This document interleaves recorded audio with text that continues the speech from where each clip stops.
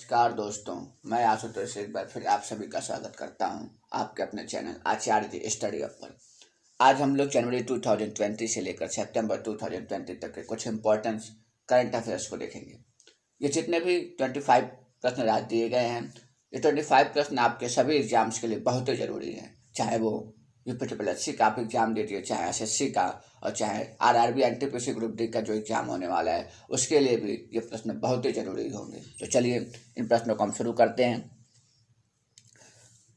पहला प्रश्न है, प्रथम खेलो इंडिया यूनिवर्सिटी गेम कहाँ आयोजित किया गया? जिसका सही आंसर होगा उड़ीसा। अगला प्रश्न है, 2022 बीजिंग शीतकालीन ओलंपिक का शुभंकर क्या है? देखिए, जितने भी ओलंपिक्स होते हैं उन ओलंपिक के लिए एक शुभंकर बना दिया जाता है। तो 2022 का जो बीजिंग शीतकालीन ओलंपिक है उसका शुभंकर है हंसमुख पांडा, और जिसका एक और नाम दिया गया है, क्या है? Big divine 2। Third question,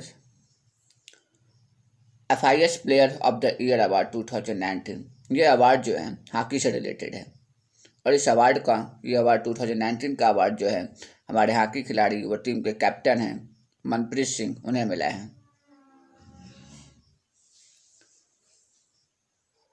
next question है, 33वां मूर्ति देवी पुरस्कार 2019 से किसको नामित किया गया है? तो ये नामित किया गया, ये बहुत ही इंपॉर्टेंट क्वेश्चन है। ये इंपॉर्टेंट क्वेश्चन आप टिक कर लीजिएगा, बहुत ही ज़्यादा प्रश्न पूछा जाता है। मूर्ति देवी पुरस्कार, व्यास पुरस्कार, ऐसे हिंदी से रिलेटेड जितने भी ज्ञानपीठ पुरस्कार, तो इन तमाम पुरस्कारों की लिस्ट आपको बहुत जल्दी दे दी जाएगी। तो उसमें से एक पुरस्कार है 33वां मूर्ति देवी पुरस्कार 2019। तो ये पुरस्कार किसको मिला है? ये पुरस्कार मिला है विश्वनाथ प्रसाद तिवारी को। और किस लिए मिला है? तो उन्होंने एक आत्मकथा लिखी थी जिसका नाम है अस्ति व भवती। अगला प्रश्न है, डायना अवार्ड 2020 किसे मिला है? तो जो डायना अवार्ड 2020 है वो न्यू दिल्ली के ब्रिटिश स्कूल की 13 वर्षीय छात्रा फ्रिया ठकराल को मिला है। अगला प्रश्न है,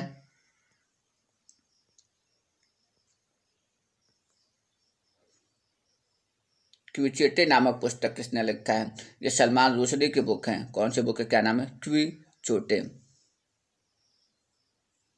और ये बुक जो थी 2019 का जो बुकर प्राइज होता है, बुकर प्राइज में शॉर्ट लिस्ट हुई थी। लगभग 2019 के बुकर प्राइज में 6 बुकों को शॉर्ट लिस्ट किया गया था, उसमें सलमान रुश्दी की क्विचोटे भी थी। सलमान रुश्दी की बुक भी बहुत इंपॉर्टेंस है, बहुत ही ज़्यादा एग्जाम में ऐसे प्रश्न पूछे जाते हैं। अगला प्रश्न है, DRDO द्वारा विकसित किस स्वदेशी मिसाइल का नाम बदलकर ध्रुवास्त्र कर दिया गया है? तो DRDO के पास DRDO ने एक मिसाइल बनाया था जिसका नाम था नाग। तो क्या हुआ है कि इसी का नाम बदलकर जो है ध्रुवास्त्र कर दिया गया है। नाग का नाम बदल क्या कर दिया गया है? ध्रुवास्त्र कर दिया गया है। अगला प्रश्न है, बृहस्पति ग्रह के निकट एक क्षुद्र ग्रह की खोज हुई है, इसका नाम बताइए। तो बृहस्पति ग्रह को जो क्या कहते हैं, सबसे बड़ा ग्रह है। सबसे छोटा ग्रह कौन सा है? बुध है। इसे हम इंग्लिश में क्या बोलते हैं? मरकरी। तो बृहस्पति को इंग्लिश में क्या बोलते हैं? जुपिटर। तो सबसे छोटा ग्रह, जो सबसे बड़ा ग्रह बृहस्पति है, बृहस्पति के पास एक छोटा सा ग्रह पाया गया है, उसका नाम क्या है? तो उसका नाम रखा गया 2019 LD2।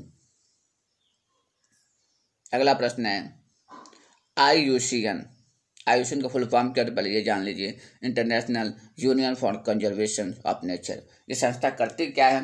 ये संस्था उन सारे जीवों को जो जीव किसी भी कारण से नष्ट हो रहे हैं, या जिन जीवों की प्रजातियां नष्ट हो रही हैं, उनको बचाने का कार्य करते हैं। या कोई पौधा है, उस पौधे की प्रजातियां समाप्त हो रही हैं तो उसे भी बचाने का कार्य करते हैं। तो IUCN क्या करती है? एक लिस्ट जारी करती है। उस लिस्ट में बता दिया जाता है कि इस प्रकार की प्रजातियां समाप्त हो रही हैं, इस नस्ल के जानवर समाप्त हो रहे हैं, तो उनको बचाने का प्रयास किया जाता है। तो उसी IUCN ने क्या किया है कि एक भारतीय कुंवर वाली मछली थी, उस मछली को गंभीर रूप से उसने संकटग्रस्त घोषित कर दिया है। तो मछली कौन सी थी? तो उस मछली का नाम था महासीड़ मछली। अब इस महासीड़ मछली को हम लोग क्या बोलते हैं? Also known as tiger of water. इसे क्या बोलते हैं? टाइगर ऑफ वाटर भी बोला जाता है।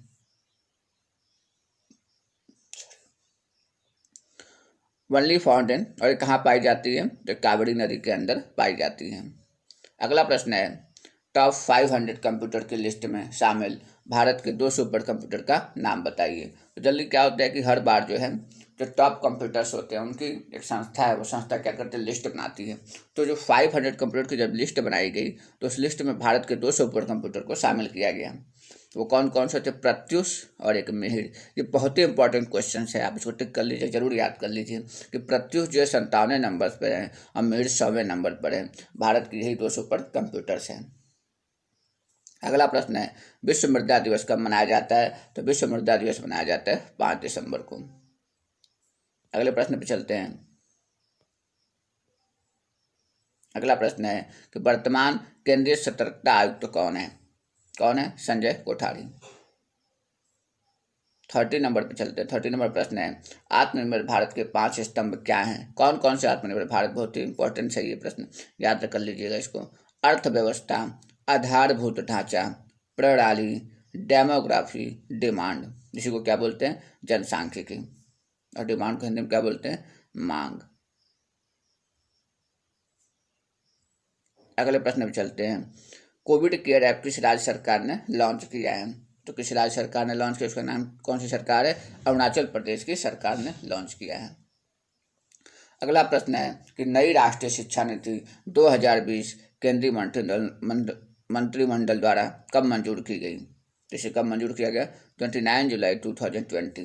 और किसकी इस समिति जब जिस समिति ने इस राष्ट्रीय शिक्षा नीति को पारित किया उस समिति के अध्यक्ष थे के कस्तूरी रंगन। क्या नाम था उनका? के कस्तूरी रंगन। अगला प्रश्न है, नोबेल पुरस्कार प्राप्त करने वाले सबसे उम्रदराज व्यक्ति कौन है?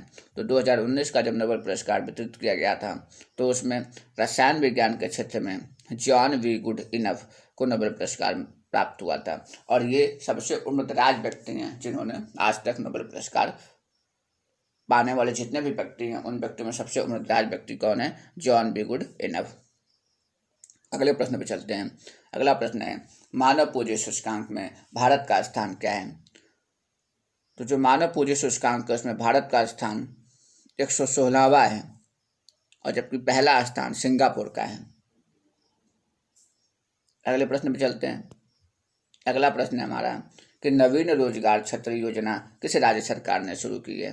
तो नवीन रोजगार छतरी योजना शुरू किया किसने? उत्तर प्रदेश की सरकार ने। किसकी सरकार ने? उत्तर प्रदेश की सरकार ने। तो एक बार फिर सुनिए, उत्तर प्रदेश की सरकार ने कौन सी योजना शुरू की है? नवीन रोजगार छतरी योजना। अगला प्रश्न है, ऑपरेशन अजय वॉरियर युद्ध से रिलेटेड बहुत ही इंपॉर्टेंट प्रश्न है। जितने भी संयुक्त सैन्य अभ्यास होते हैं उससे भी बहुत ज़्यादा प्रश्न एग्जाम में पूछे जाते हैं। तो वहीं से एक क्वेश्चन बनाया है कि ऑपरेशन अजय वॉरियर ये युद्धाभ्यास किसके किसके बीच हुआ? तो भारत और ब्रिटेन के बीच ये युद्धाभ्यास हुआ था।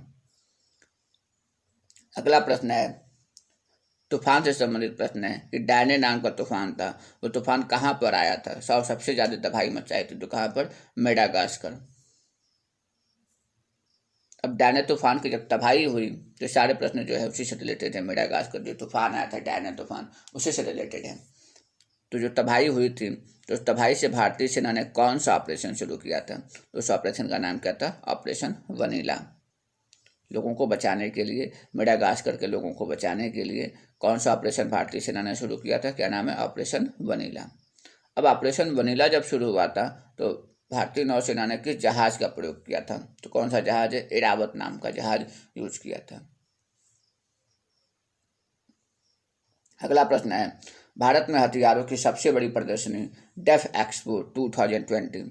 इस समय ये हथियारों की सबसे बड़ी प्रदर्शनी होती है डेफ एक्सपो 2020। कहाँ पर आयोजन हुआ था? तो इसका आयोजन हुआ था लखनऊ में। अगला प्रश्न है, 107वीं भारतीय विज्ञान कांग्रेस का आयोजन कहाँ हुआ? वह उसकी थीम क्या थी? तो कहाँ पर हुआ था? बेंगलुरु के अंदर हुआ था भारतीय विज्ञान कांग्रेस, इंडिया जिसे बोलते हैं इंडियन साइंस कांग्रेस। इसकी थीम क्या थी? विज्ञान एवं प्रौद्योगिकी ग्रामीण विकास। मतलब कि गांव में अब बहुत ही ज़्यादा प्रयास किया जा रहा है कि साइंस एंड टेक्नोलॉजी गांव में भी पहुँचे। अगला प्रश्न है कि विश्व सतत विकास शिखर सम्मेलन 2020 की थीम क्या है? तो विश्व सतत विकास शिखर सम्मेलन 2020 की थीम है towards 2030 goals making the decade count. ये भी बहुत इंपॉर्टेंट क्वेश्चन है, इसको आप अच्छे से रट लीजिएगा। तो वीडियो में अभी तक बने रहने के लिए बहुत बहुत धन्यवाद। वीडियो आपको पसंद आई हो तो लाइक शेयर सब्सक्राइब करें। आपका दिन बहुत ही शुभ हो। नमस्कार।